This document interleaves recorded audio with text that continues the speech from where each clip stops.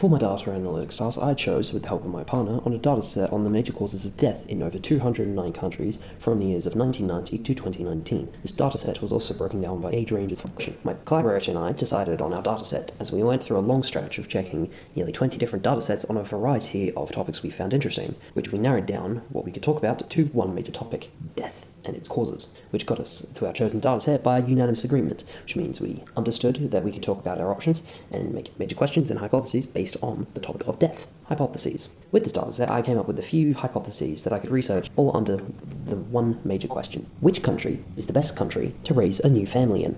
Hypothesis 1. Which continent, and by nature country, has the highest amount of deaths from sexually transmitted infections, which can tell us about the influence of religion on the country, the major stance on the use of contraceptives during sex. My prediction is that the country of Ghana in the continent of Africa is to have the highest death toll from sexually transmitted infections. Which continent has the least amount of natural disasters? My prediction is that the continent of Oceania to have the lowest number.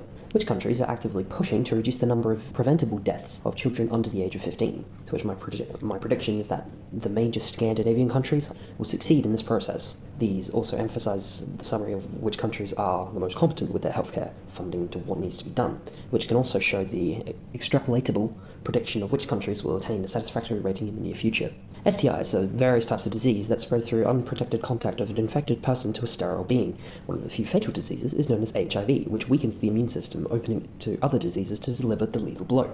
Most recently, this has culminated in the AIDS epidemic of the 1980s. First, there was a checkover by all countries, which was made in a large pie chart, something that my collaborator told me off for, as this chart was unreadable with way too many data points. So instead, the data was separated into continents by the rule of Worldometer's list of countries per continent, then comparing the continents against each other, which showed that my hypothesis of the African continent to have the highest toll to be correct. Which, with total sexually transmitted infection deaths, with total STI deaths of the world, 77% of those coming from the African continent, closely followed by the continents of Asia with 15%, then Europe and South America with approximately 3.5% each. However, for individual nation, my hypothesis was disproven due to the highest of all countries being South Africa, with a whopping 107,000 deaths in 2019 alone, closely followed by the sub-Saharan nations of Nigeria and Mozambique, 81,000 and 65,000 respectively. This can be attributed to the high populations in the capital cities entering the adult stage, as shown by these population pyramids from populationpyramid.net, in conjunction with the varying levels of available healthcare due to a rising cost of living in these countries. Natural disasters. This hypothetical section takes into account the major count of death from these two major causes, those being exposure to the forces of nature and environmental heat and cold exposure, which take into account tsunamis, volcanic eruptions, harsh blizzards, droughts, and earthquakes, which was first charted by continent. That shows that most deaths from this cause were by the continent of Africa, where approximately 47% of all global deaths from natural disasters take place, closely followed by Asia's 39%. The primary reason for Africa's prominence in the toll of natural disaster deaths comes from the severe difference between the freezing nights and burning heat and droughts of the Sahara and Arabian Desert.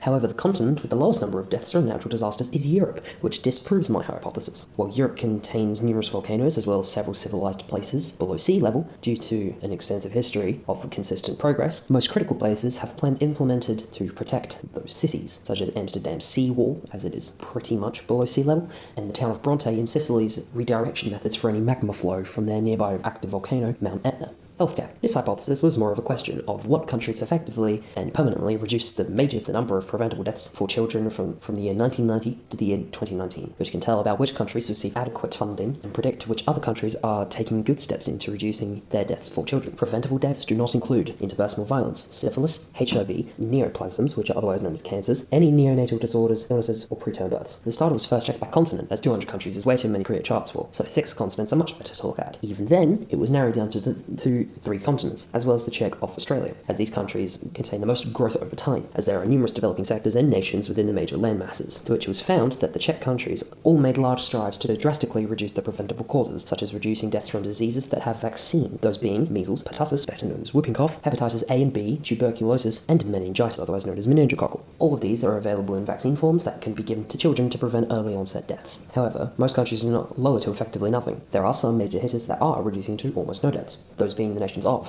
Australia, Iceland, and Japan. These countries all answer the major question of where it is best to raise a new family. One of these 3 countries are the most ideal options, first of all being the European nation of Iceland, due to its small size, good community, more than appropriate levels of funding for the healthcare due to high taxation, and an extensive history of working with their active volcanoes to prevent damage to major cities.